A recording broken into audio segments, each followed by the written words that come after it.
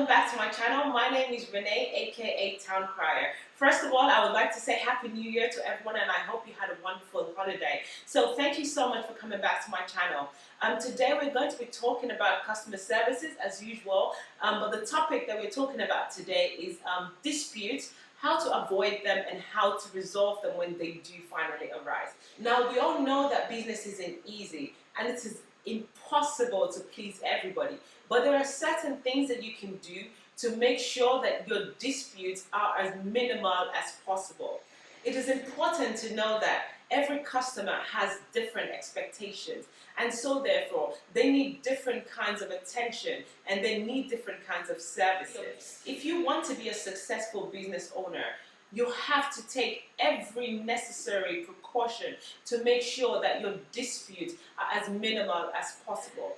What happens with every dispute is that customers talk about you, and that ruins your reputation. And what happens when your reputation is ruined? You have less business and your profits suffer. Do you wonder why you keep having issues with your customers?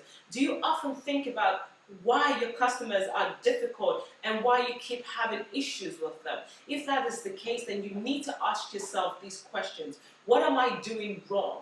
How do I resolve it, and where do I start from? So what you need to do is educate yourself first of all and reflect on everything that you've done in the past. Ask yourself how you can be better and then move on with that process. Contrary to popular belief, a lot of people think that customer service is what you do when you resolve a conflict. No, it's actually what you do before, during, and after a service has been provided. So here are a few things that you might be doing wrong. Number one, poor customer service. Number two, your product is terrible. Number three, you're not accessible. Number four, you overpromise and you never meet customers' expectations. Number five, lack of commitment. Number seven, you don't listen to your customers. Number eight, hidden costs. Number nine, rudeness. Number 10, unresolved issues. So how do we avoid conflicts in the first place?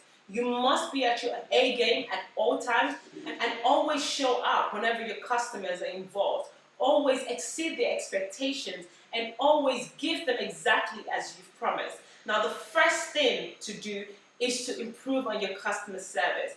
Number two, be accessible. Social media, phone, emails, every single way that you could be accessible to your customers, please be accessible to them. Number three, be consistent. Number four, respond to your customers promptly. Number five, do not exaggerate products and services. Give your customers exactly what you have advertised. Do not take fake pictures and then send your customers something else. Number seven, be accommodating. And lastly, listen attentively to your customer.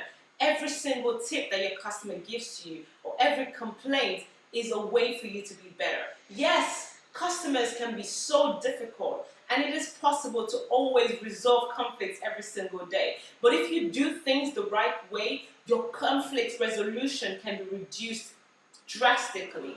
So how do we resolve conflict in a business? We all know that it's impossible to have a business and not have conflicts with your customers. But there are ways to reduce this conflict by making sure that you don't have the same continuous issues with your customers. So how do we resolve conflict whenever they arise? You listen to your customers' complaints. You let them speak, don't interrupt. You empathize with them. Agree with them on something. Trust me, it works. It makes the customer feel like you're listening to them, and it also makes them feel important. Negotiate a solution. Find one that pleases both parties, especially your customer. Remember, the reason why you're in business is because of your customer, and you must leave your customers happy. So, if you have been wondering why you've been having issues with your customers over and over again, and you thought that maybe your village people were after you, or maybe you were doing something wrong, yes, you're most likely doing something wrong. Trust me, nobody in your village is looking for you. So just take these steps that I've given you, and I promise you, you'll see a difference in your relationship with your customers. Customers can be difficult, I totally understand that. But you must take necessary steps in order to make sure that your conflicts are minimal as possible. Because the more conflict you have, the more likely your reputation is being tarnished. Every single time a customer leaves your establishment angry, they are telling at least 5 people around them. And those 5 people are also telling another 5 people around them. And you know what that means. So please, do everything that you can to try to avoid conflict. But also remember that conflicts will always happen. So you must be prepared at all times to make sure that you resolve them as soon as they happen. Thank you so much, guys, and I hope that you enjoyed today's lecture. If you need any more information about this, just look at the bottom and you will see every single detail about it. Please don't forget to subscribe. I would like to apologize though for being quiet for the past few weeks. I had a few issues with my camera, but now that it's resolved, we're back to our regular routine. So on Mondays is the customer service lectures, on Wednesdays is the mystery shopper segment, and on Fridays is when we discuss our experiences. Thank you so much, guys, and I hope to see you again soon. Bye!